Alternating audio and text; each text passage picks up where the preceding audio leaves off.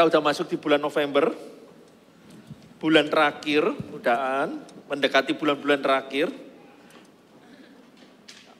Di tema tiap bulan GMS itu selalu memiliki tema masing-masing, dan di bulan November temanya yaitu adalah pernikahan kudus dan keluarga yang mewariskan berkat anak cucu. Bagi yang single mungkin udah datang lah, temanya nggak sesuai dengan saya, nggak relevan loh, saya ini masih single, punya cara pandang yang jauh ke depan. Suatu hari juga harus berumah tangga, bahwa rumah tangga ini harus didirikan, jangan sampai kita belajar dari orang-orang sebelum kita, apa yang mereka lalui, jangan sampai kita juga mengalami, tapi kita mendapatkan sesuatu batu stepping stone, batu pijakan yang lebih tinggi daripada orang-orang sebelum kita yang sudah jalan lebih dulu. Kita harus belajar, kita harus peka melihat sekeliling kita, apa yang kita bisa belajarin. Jangan sampai kita pun terperosok di lubang yang sama. Kemarin saya sempat bicara dengan ibadah anak muda, AOG kita. Saya mengatakan ada perasaan iri loh. Mereka di usia masih muda tapi mereka sudah boleh mengenal Tuhan. Sedangkan saya mengenal Tuhannya mulai di usia-usia yang udah agak kelewat gitu loh. Ada perasaan iri, tapi di satu sisi saya juga ngomong, jangan sampai kalian itu juga membuang waktu masa muda kalian. Justru urapan yang dari masa muda dierami, dibacem, itu akan semakin membuat mereka itu pada saat seusianya kita, mereka akan dipakai lebih luar biasa. Inilah estafet yang perlu disampaikan kepada generasi-generasi kita. Jangan sampai orang-orang generasi selanjutnya ini, yang di bawah kita ini, mereka akan struggling lebih berat lagi dalam kehidupan mereka. Tetapi mereka itu tahu di dalam kehidupannya mereka itu mengenal Tuhan. Karena ada orang yang berjalan lebih dulu mengenal Kristus di depannya mereka. Kita tolong dikeluarkan menu untuk hari ini, yaitu keluarga kudus, warisan untuk generasi mendatang. Ini tema utamanya untuk hari ini. Di ibadah pertama, warisan yang abadi untuk generasi mendatang. Saya bicara banyak dari kehidupan, dari semua ayat ini, kecuali yang ibadah ini. Dari ibadah 1, 2, 3, saya bicara dari kehidupan tokoh Alkitab. Yang ceritanya itu hanya diceritakan dari sepenggal-penggal di kitab-kitab. Seperti yang ibadah pertama saya cerita dari Ibu Louis dan Ibu Eunike. Nenek dan ibunya Timotius. Yang bisa membawa dari kehidupannya Ibu Louis dan Ibu Eunike itu membuat Timotius itu menjadi pemimpin gereja yang kuat. Yang bisa membawa gereja-gerejanya Tuhan itu ke arah mencintai Kristus. Yang kedua, saya bicara dengan peran suami dan istri dalam melayani bersama. Saya bawa dari Aquila dan Priscilla. Kalau kita baca di Alkitabnya seringnya munculnya adalah Aquila, Priscilla dan Aquila. Baca hanya di satu ayat aja yang mengatakan, aku mengenal Aquila, dia bersama istrinya.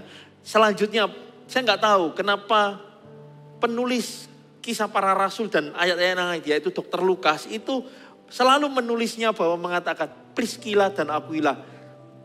Saya berasumsi, ini asumsi saya pribadi, kelihatannya Priscilla itu orang perempuan yang cukup dominan, sehingga selalu disebutkan yang pertama barusan suaminya.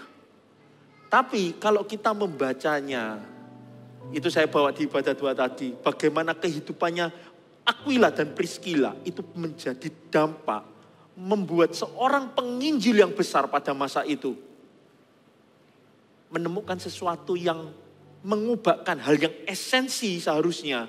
Itu diubahkan, cara pandangnya Apolos berubah. Apolos itu ternyata hanya mengerti sampai baptisan Yohanes. Dia belum mengerti lebih dalam.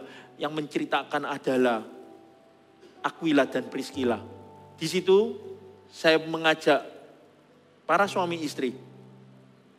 Apalagi yang bekerja bersama, saya cerita itu merupakan kasih karunia loh. Kalau bisa bekerja suami dan istri. Memang tingkat percekcokannya lebih tinggi kemungkinannya. Persentasenya sangat tinggi, bisa cekcok dibandingkan orang yang kerjanya masing-masing.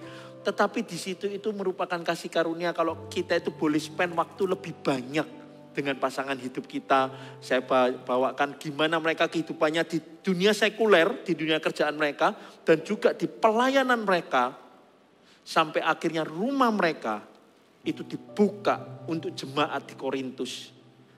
Bapak Ibu di ibadah itu sebelumnya, di ibadah 2, pasti berpikiran bahwa Priscilla sama Aquila ini kehidupannya baik-baik saja sehingga mereka bisa melayani. Enggak loh, Priscilla Aquila itu kehidupannya enggak baik-baik saja.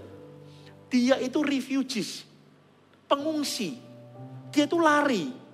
Karena Claudius Kaisar waktu itu mengejar orang-orang Yahudi.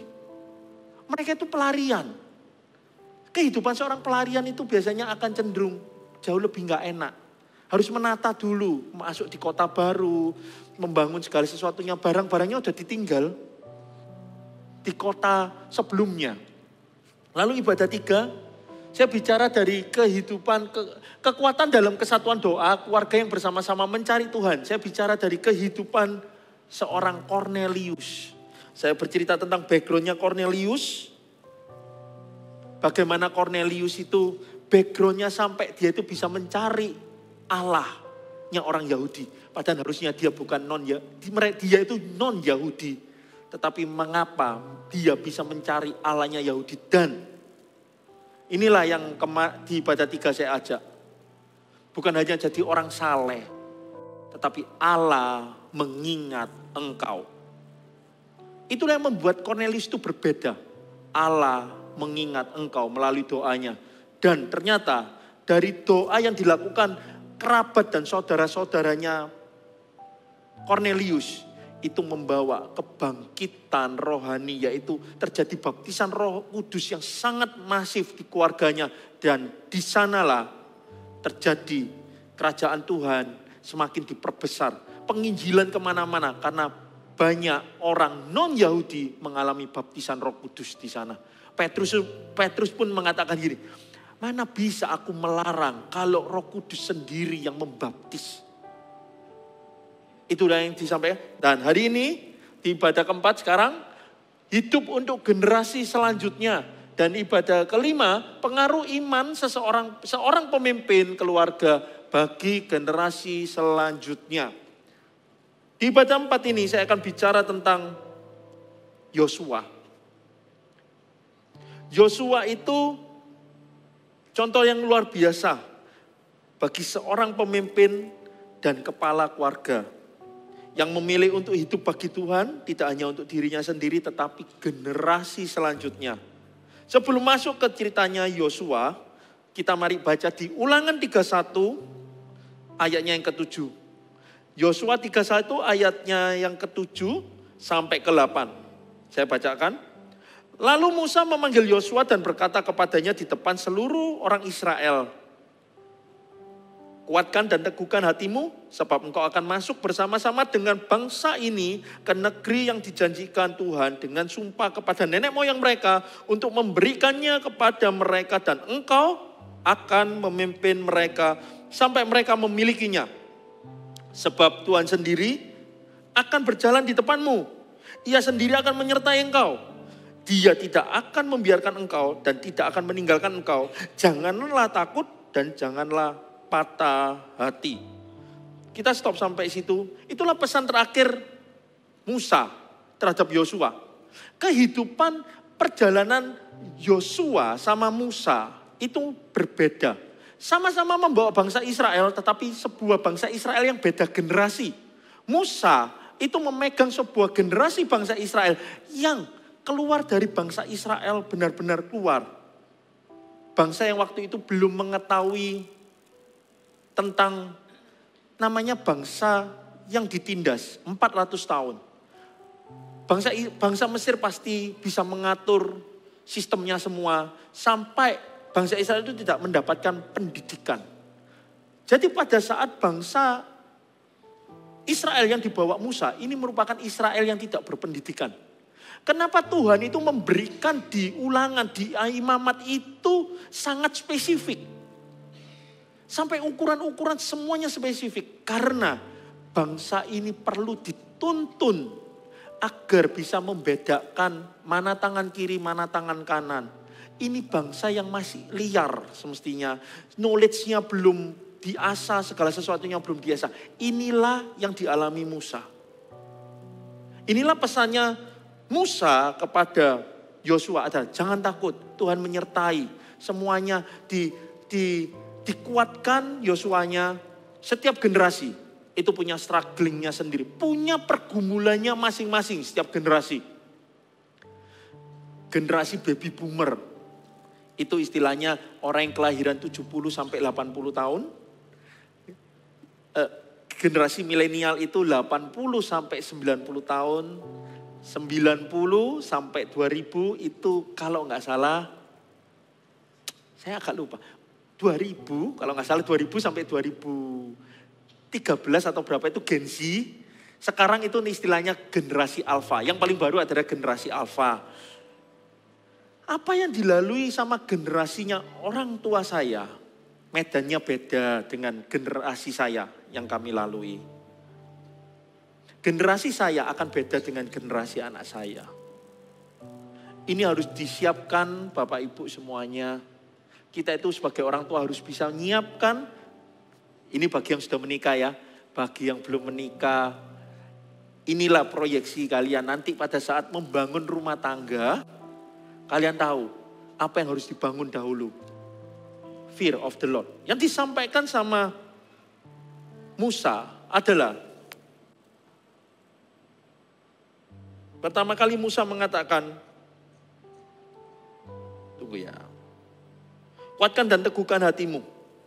Karena Musa tahu Yosua ini akan masuki masa-masa yang berbeda. Bukan menemani sebuah bangsa di padang gurun. Sudah bukan. Ini disiapkan sebuah pemimpin untuk memasuki masa perang. Yosua ini sepanjang hidupnya dia adalah perang. Musa mendidik. Mungkin di sini. Di ibadah satu saya sempat cerita juga. Ada di zamannya grandparent-nya, neneknya. Dia membangun mulai dari dasar semuanya. Mungkin tokonya masih toko kelontong awalnya. Karena kerja keras semuanya, toko itu berkembang. Bisa ngambil toko sebelahnya, mulai menjadi satu komplek. Lalu dipeganglah oleh generasi kedua, generasi orang tuanya. Generasi orang tuanya ini medannya sudah beda. Bukan hanya, ya yang penting jaga toko, kayak gitu, pegawai semakin banyak. Mulai harus memikirkan strategi, yaitu membuat sistem. Semuanya di sistem, semuanya punya job description, deskripsi kerja. Ini harus kerja ini, si ini harus kerja ini. Pegawainya mulai ditata rapi, punya hierarki, punya susunan organisasi semuanya. Generasi ketiga kalau nggak hati-hati, semuanya sudah tertitip rapi. Karena generasi ketiga terbiasa makan dengan sendok emas, sendok perak. Terbuai, tidak diberikan nilai-nilai, tidak diajar bekerja dengan tangannya. Apa yang dia lakukan? Hanya dalam hitungan 3 tahun. Bisnis yang dibangun dari zamannya orang tuanya, neneknya, kakeknya. Dibangun sama orang tuanya. 3 tahun kemudian habis. Karena anaknya tidak punya nilai kerja keras, tidak punya nilai. Semuanya hanya memudahkan dan mengambil investasi-investasi yang kelihatan hijau di mata. Padahal seharusnya dia tahu, gak ada pekerjaan bisa menghasilkan persentase segitu besarnya. Itu hanya sebuah kamuflase. Dan ternyata bisnisnya harus mengalami degradasi turun. Dan ternyata kembali ke satu toko. Jangan sampai ini terjadi. Ini persis yang disampaikan sama Musa. Kamu akan masuk ke tanah ini. Makanya yang disampaikan, kuatkan, teguhkan. Kuatkan, teguhkan. Kamu harus berani, kamu harus berani, kamu harus berani. Sekarang kita bandingkan, ini pesan Musa. Dan sekarang kita bandingkan dengan ayat terakhir dari pesannya Yosua. Yosua 24 ayat 13 sampai 14. Panjang lebar di ayat yang pertama sampai ke-12 ada menceritakan bagaimana perjalanannya Yosua bersama bangsa Israel. Mulai dari zaman Abraham, dia menceritakan semua sampai akhirnya mereka memiliki tanah perjanjian tersebut. Apa relevansinya buat kita di sini? Di ayat 1 sampai yang ke-12. Bapak Ibu harus memiliki perjalanan iman. Mungkin yang Bapak Ibu sekarang hadapi sesuatu yang tidak gampang. Ada yang sedang mengalami momen-momen krisis kehidupan yang paling Anda sedang alami di bawah. Di jurang yang sudah di dasar. Ini yang harus dipegang. Ya. Perjalanan iman ini, pertualangan iman ini harus bisa diceritakan kepada anak-anak kita. Dan anak-anak kita mengambil bagian untuk berdoa terhadap hal ini. Inilah warisan yang lebih utama daripada hanya materi dan properti. Kenapa? Pada saat mereka mengalami suatu masalah nantinya, mereka tahu mereka harus berpegang dengan apa. Dan mereka melihat, papa mamaku kuat menghadapi ini. Aku sudah melihat contoh iman, aku sudah melihat teladan iman. Aku akan berpegang teguh. Tuhan siapa yang aku pegang? Aku mau, ini Tuhan papa mamaku, ini juga Tuhanku. Itulah warisan iman yang terutama. Bukan hanya materi dan properti. Tetapi pengenalan akan Tuhan. Itu diceritakan sama Yosua di di pasal 24 ayat 1 sampai ke 12 itu diceritakan perjalanannya, dan di 13 inilah pesannya Yosua kepada bangsa Israel.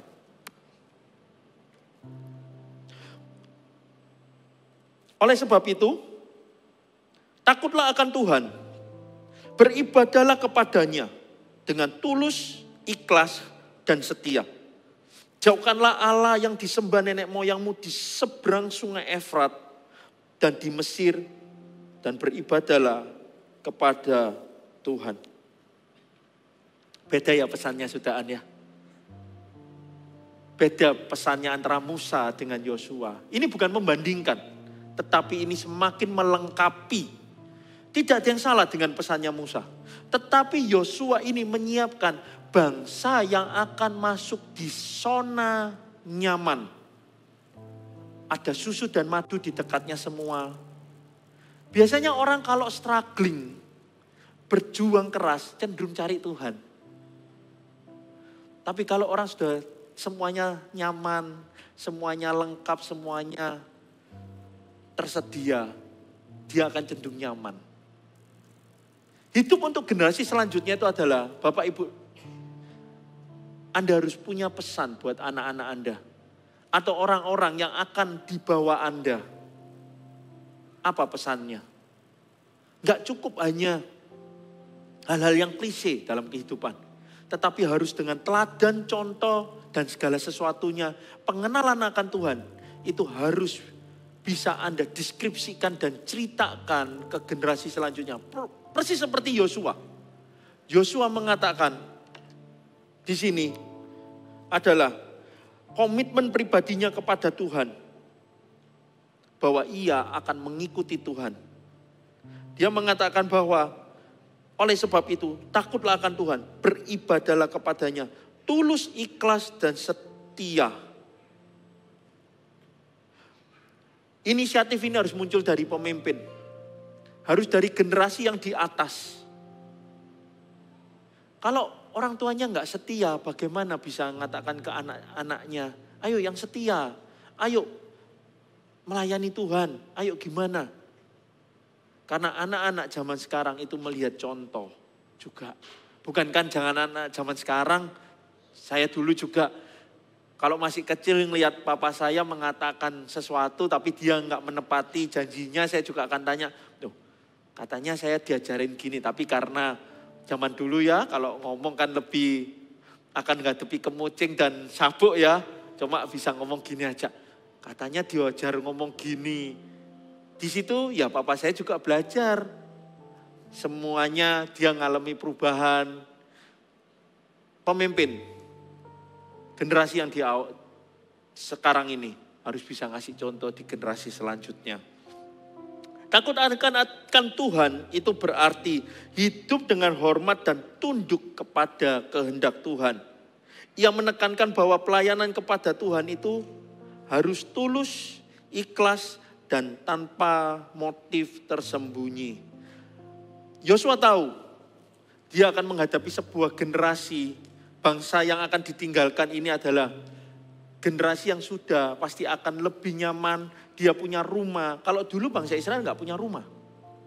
Dia akan nomaden keliling terus berdasarkan tiang awan dan tiang api. Tiang awan, tiang api sudah nggak ada lagi. Apa yang akan diikuti?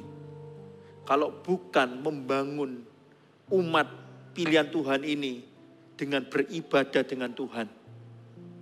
Saya berdoa di tempat ini akan ada orang tua yang peka melihat anaknya ini, kebutuhannya ini. Bukan hanya memenuhi kebutuhannya mereka, tetapi mengarahkan, punya visi yang besar kepada anak ini. Kamu ini bisa dicarikan potensi yang bisa melebihi daripada apa yang mereka bisa punya sekarang. Saya dorong Bapak Ibu, kejarlah perkenanan Tuhan dalam kehidupan ini agar bisa mengarahkan setiap anak-anak itu ke jalur rencana Tuhan. Jangan hanya hidup untuk diri kita sendiri. Saya harapkan itu enggak ada di sini, itu ada di kejadian di tempat-tempat lain ya. Saya percaya juga orang tua akan peduli dengan anak-anaknya, ke depannya bagaimana. Bukan hanya tentang egois, tentang diri kita sendiri, tetapi bisa melihat sesuatu yang jauh lebih besar. Seperti Yosua. Generasi selanjutnya membutuhkan teladan iman bukan hanya kata-kata. Komitmen orang tua kepada Tuhan menjadi pondasi bagi anak-anak mereka untuk mengenal Tuhan. Pastikan Bapak Ibu, hidup kita itu mencerminkan hubungan yang sungguh-sungguh dengan Tuhan. Hindari ala-ala lain dalam kehidupan kita. Apa sih ala-ala lain zaman sekarang? Cenderung kalau zaman sekarang gak mudah nyembah patung, nyembah sesuatu. Bukan mana. Ala lain zaman sekarang itu apa? Ambisi, kekayaan.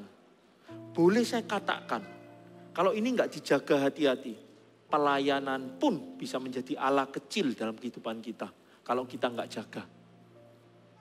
Saya mengatakan ini bukan berarti mulai hari ini, gak usah pelayanan. Tetapi yang dikatakan di Alkitab, melayanilah dengan motivasi yang tidak ada sembunyi di hadapan Tuhan.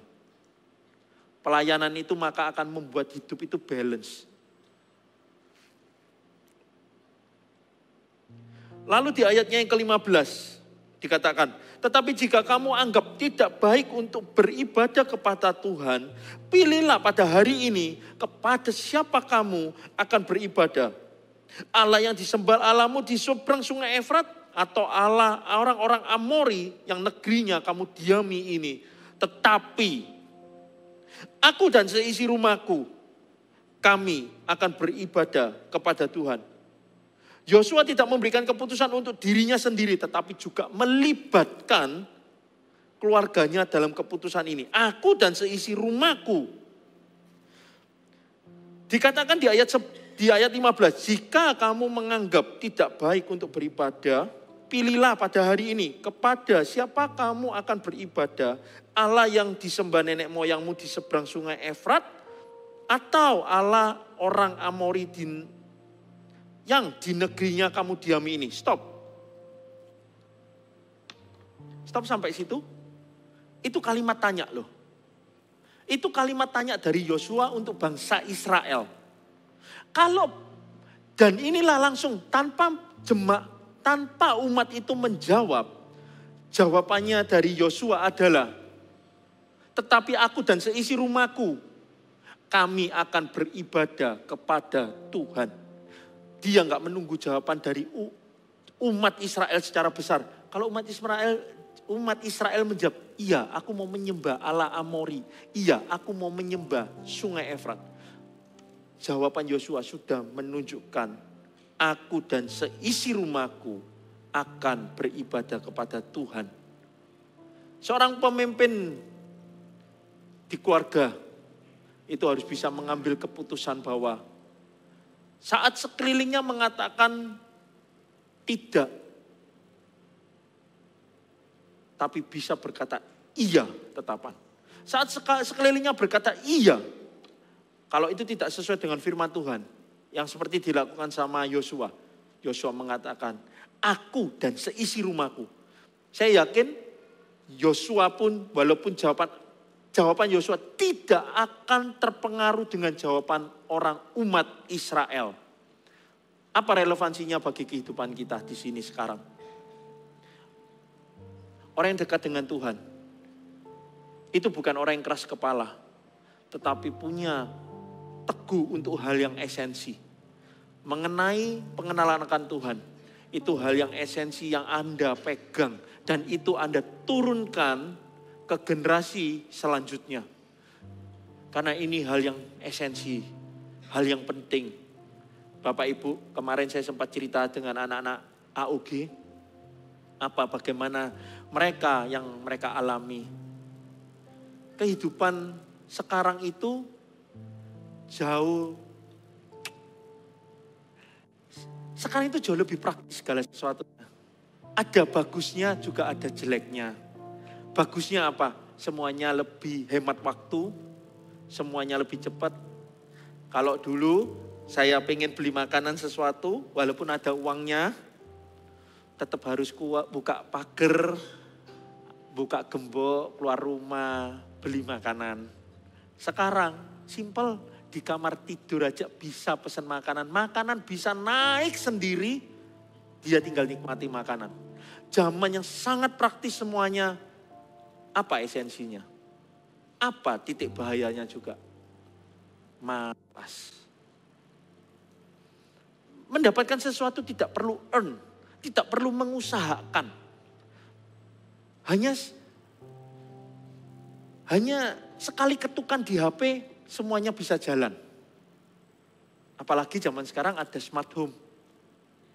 Kalau dulu aja pakai remote. Saya juga menghidupi suatu zaman yang masa transisi TV yang awalnya pakai remote-nya ada kabelnya. Wah, itu cukup terbantu. Siapa yang zamani ya TV remote tapi ada kabelnya. Tetap pakai kabel, hanya pakainya agak jauh. Itu tahun 80-an, saya lahir tahun 80-an ya. Lalu mulai kemajuan zaman. Ada remote TV tapi pakai inframerah. Kebetulan ini budaya keluarga saya. Dan ini menurut saya suatu nilai yang cukup baik. Keluarga saya selalu menanamkan gini. Orang tua yang akan dapat dahulu barang-barang yang baru.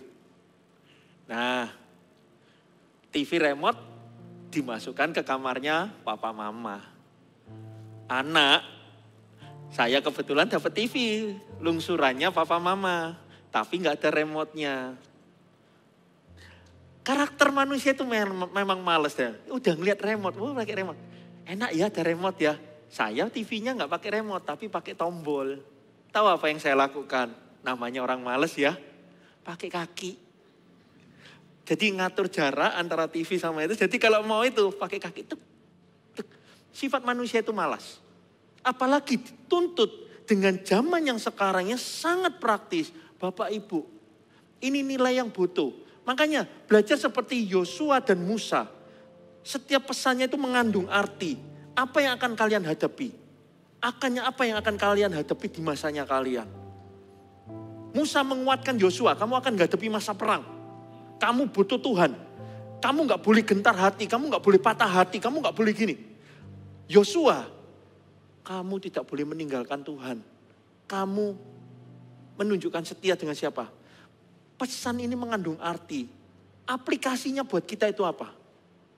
Bapak Ibu harus tahu bahaya-bahaya yang sedang dihadapi di generasi selanjutnya kita itu apa. Kita mungkin bisa merasa, gak dapat like aja kok harus sampai baper gitu ya. Kok harus sampai kayak rasanya itu habis dunia gitu. Di generasi anak-anak zaman sekarang di Gen Z, like, komen yang jelek, itu merasa hancur loh dunianya mereka. Kok segitunya sih hatinya mereka? Karena mereka memang dibentuk di area iklimnya seperti ini.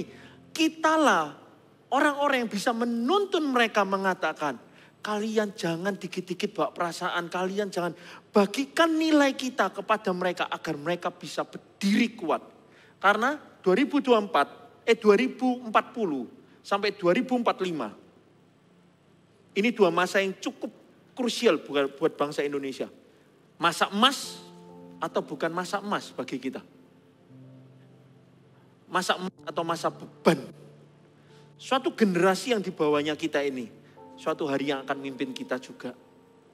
Suatu hari juga akan mengatakan, kalau kita nggak bisa melatih nilai ini kepada anak-anak kita, ini yang akan menentukan oksigen kita diteruskan apa enggak di rumah sakit. Bukan lagi kita yang menentukan.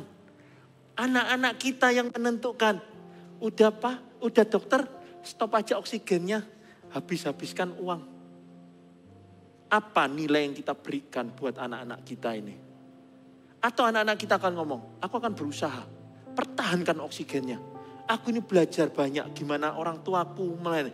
Aku mau tetap melayani. Jangan pernah nganggep remeh anak-anak Anda. Karena di situ masa depan yang akan menentukan kehidupan kita semua. GMS itu nggak pernah meremehkan tongkat estafet ini. Kita ini sudah ancang-ancang menyerahkan tongkat estafet ini ke AOG nantinya. Yang usia anak-anak sekarang AOG, kami sudah mempersiapkan AOG ini akan bangkit berdiri. Menjadi generasi yang kuat. Menjadi generasi yang tidak seperti yang di luar. Yang dikatakan generasi stroberi. Kami melatih mereka memiliki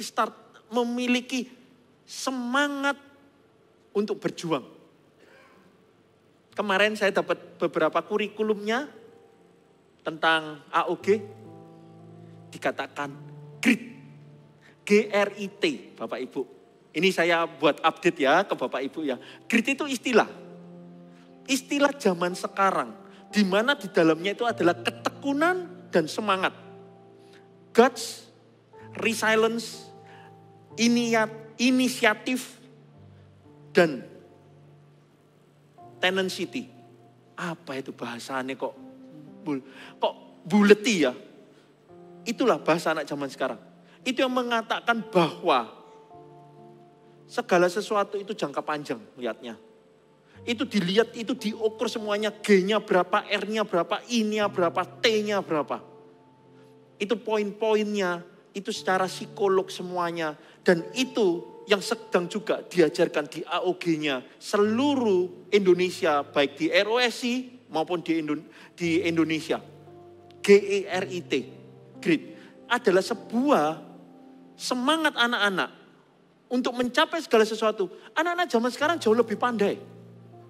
Kita kalah, mereka cuma cukup ditunjuki gadget, dia bisa buka, dia bisa ngatur, dia tahu banyak hal.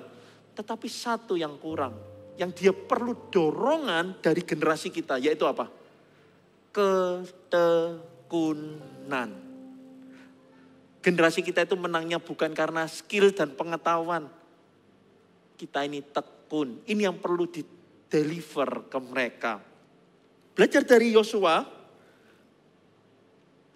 bahwa Yosua mengatakan, aku dan seisi rumahku akan beribadah kepada Tuhan.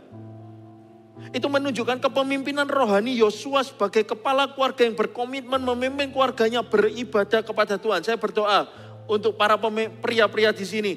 Di ibadah 3 yang tadi saya sampaikan bahwa saya rindu mesbah doa didirikan lagi di setiap rumah-rumah di jemaat GMS Solo.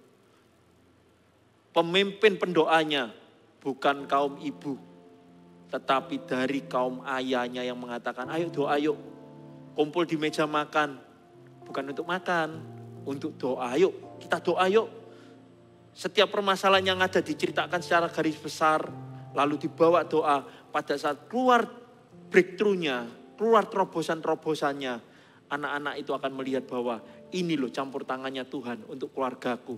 Jadi anak itu bukan hanya mengalir melihat, oh ya udah selesai ya masalahnya ya, oh ya. Tetapi mereka mengalami prosesnya bahwa Tuhan ini Tuhan yang hidup. Orang tua itu yang bisa mempresentasikan Tuhan yang hidup itu seperti ini. Generasi yang berkomitmen itu lahir dari keluarga yang menjadikan Tuhan sebagai pusat hidup mereka. Pilihlah untuk melayani Tuhan adalah warisan iman yang diteruskan melalui keluarga. Lalu di pasal 24 ayatnya yang ke-31, inilah warisan iman yang menginspirasi bangsa. Bangsa Israel beribadah kepada Tuhan sepanjang masa Yosua dan sepanjang umur para tua-tua yang hidup lebih lama daripada Yosua dan yang mengenal segala perbuatan yang dilakukan Tuhan bagi bangsa Israel. Komitmen Yosua tidak hanya berdampak pada keluarganya, tetapi kepada seluruh bangsa Israel. Pada saat Yosua mengatakan, aku dan seisi rumahku akan melayani Tuhan. Dampaknya, itu tidak diceritakan tadi, bangsa Israel mengambil keputusan, aku juga mau ikut Tuhan. Dan itu diikuti sepanjang Yosua hidup. Bapak Ibu harus mengambil keputusan. Aku ini akan mengikuti Tuhan dan melayani Tuhan. Biarlah anak-anak itu pun terinspirasi dengan kehidupan Bapak Ibu sekalian. Melayani bersama-sama seperti Priscilla dan Aquila. Dan itu akan menjadi dampak. Bukan hanya di keluarga Anda sendiri. Tetapi sampai menginspirasi sebuah kota sampai sebuah bangsa. Karena keteladanan dan kepemimpinan Yosua, generasi setelahnya tetap setia kepada Tuhan selama masa hidupnya.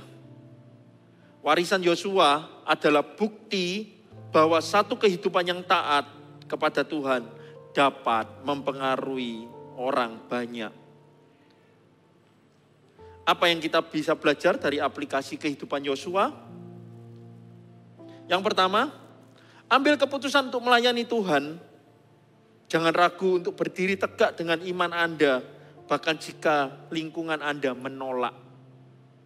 Seperti kayak Yosua. Yosua itu siap untuk mendapat kata-kata tolaan waktu itu. Aku gak mau ikut alamu. Aku gak mau ini. Tapi Yosua gak menunggu responnya orang-orang itu. Yosua mengatakan, aku dan seisi rumahku akan melayani Tuhan. Yang kedua, bimbing keluarga kita untuk mencintai Tuhan. Jadikan keluarga kita tempat di mana Tuhan dimuliakan dalam setiap aspek kehidupan. Jadikan keluarga kita mencintai Tuhan, itulah doa orang tua. Setiap daripada kita orang tuanya, jangan hanya kita sendiri yang beribadah, melainkan ajak anak-anak kita pun sama-sama beribadah di Tuhan yang sama, yaitu Yesus Kristus. Yang ketiga, tinggalkan warisan iman, investasikan waktu, doa, dan teladan melalui pelayanan kita untuk memastikan bahwa iman Anda diwariskan ke generasi selanjutnya. Ini doa saya untuk GMS Solo. Bahwa dari tempat ini, legacy, warisan ini tidak akan stop di generasi ini. Tetapi bisa dilanjutkan estafet demi estafet. Nanti yang mimpin di sini anak-anak yang lebih muda. Ada orang-orang yang akan meneruskan revival demi revival. Revival itu gak stop di suatu generasi. Revival itu bukan punyanya AOG saja. Revival itu punyanya semua penggembalaan. Bapak Ibu, Anda belum pernah melihat revivalnya orang-orang usia 55 tahun ke atas. Lantai pun akan bergetar juga. Hanya bedanya mereka gak melompat-lompat. Mereka menari untuk Tuhan dengan usianya mereka. Anda kalau tahu di Surabaya, ibadah seniornya ada area festival. Kalau festival itu mungkin Bapak Ibu nggak familiar dengan istilah itu. Kalau di AOG tiap hari Sabtu kami ibadahnya 1 kursi di depan ini hilang. Anak-anak muda itu akan maju ke depan. Memuji Tuhan seperti Daud. Melompat-lompat, menari-nari. Mereka itu bersuka cita untuk Tuhan. Anda bisa membayangkan, senior pun melakukan yang sama. Kami melihat revival itu terjadi di usia yang di umum, yang di family, yang di Pro-M. Bagaimana yang dikatakan, saya melihat ini di Solo juga. Yang dikatakan bahwa pengembalaan Pro-M itu pengembalaan yang berat. Saya melihat ada beberapa CG. Cukup banyak sudahan, bergerak maju. Ada jiwa baru terus ditambahkan di CG-CG-nya itu. CG-CG Pro-M itu kantongnya sudah mulai disiapkan.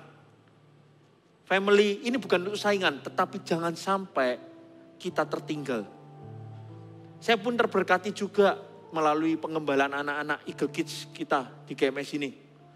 Bagaimana gara-gara ada seorang anak mau beribadah di Eagle Kids, bisa membawa sebuah keluarga yang awalnya sudah mau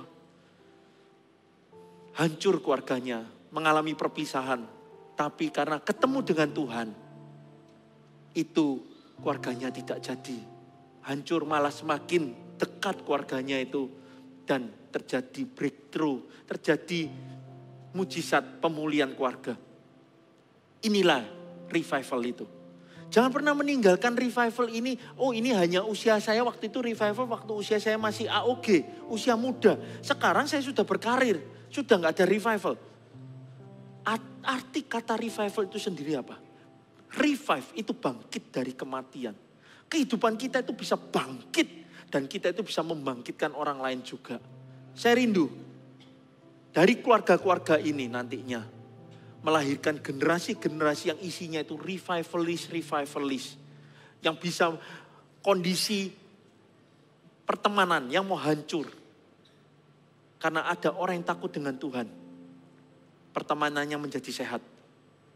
Perusahaan yang sedang bermasalah. Karena ada orang yang takut dengan Tuhan. Ada penyertaan Tuhan. Perusahaannya kembali survive. Banyak hal yang terjadi karena ada orang yang takut akan Tuhan. Berdiri untuk Tuhan dan kotanya. Mari saya undang tim Praise and Worship